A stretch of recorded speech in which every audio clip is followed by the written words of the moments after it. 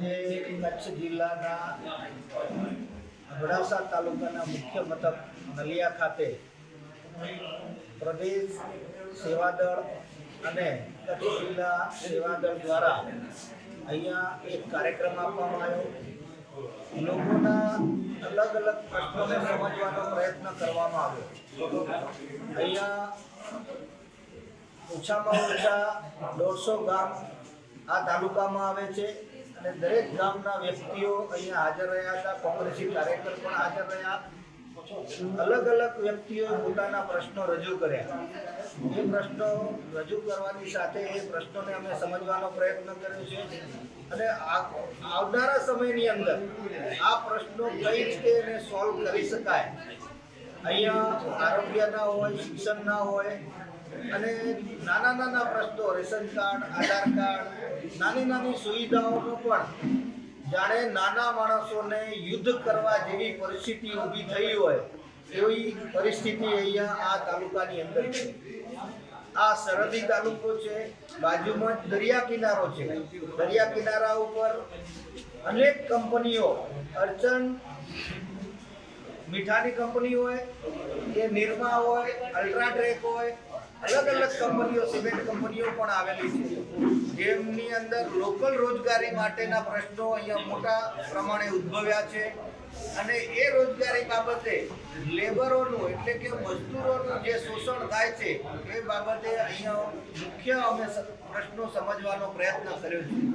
આવનારા સમયની અંદર સેવાદળ દ્વારા, કચ્છ જિલ્લા કોંગ્રેસ દ્વારા આ તાલુકાની અંદર પડતા મુશ્કેલીના પ્રશ્નો જે છે એ પ્રશ્નો બાબતે વ્યવસ્થિત રીતે લીગલી અને જમીન ઉપર જો આંદોલન કરવાની જરૂરિયાત પડે તો એ આંદોલન પણ કરવા માટે કોંગ્રેસ તૈયાર છે. અહીંયાના નાના નાના માણસો, નાના મજદૂર લોકો, નાના પરિવારો એ સાથે આ સેવાદળ વર્ષોથી કામ કરે છે. સેવાદળનું કામ સેવા કરવાનું છે અને કોંગ્રેસ પાર્ટીનો ઉદ્ભવ પણ સેવા કરવા માટે જ બન્યો છે, નહીં કે રાજકારણ કે સત્તામાં આવવા માટે. એટલે અમે જમીની સ્તર ઉપર લોકોના પ્રશ્નોને સાંભળી, લોકોના પ્રશ્નોને સોલ્વ કરવાનો પ્રયત્ન કરેલ છે અને આવનારા સમયની અંદર સ્પષ્ટ રણનીતિ તૈયાર કરી જિલ્લા કોંગ્રેસ, સેવાદળ, કિસાન કોંગ્રેસ, મહિલા કોંગ્રેસ અને યુવા કોંગ્રેસને સાથે રાખી અને આ અબડાસા તાલુકાની અંદર આંદોલનના મંડાણ કરાશે. નલિયા ખાતે સેવાદળની રાષ્ટ્રીય ટીમે પધારી છે.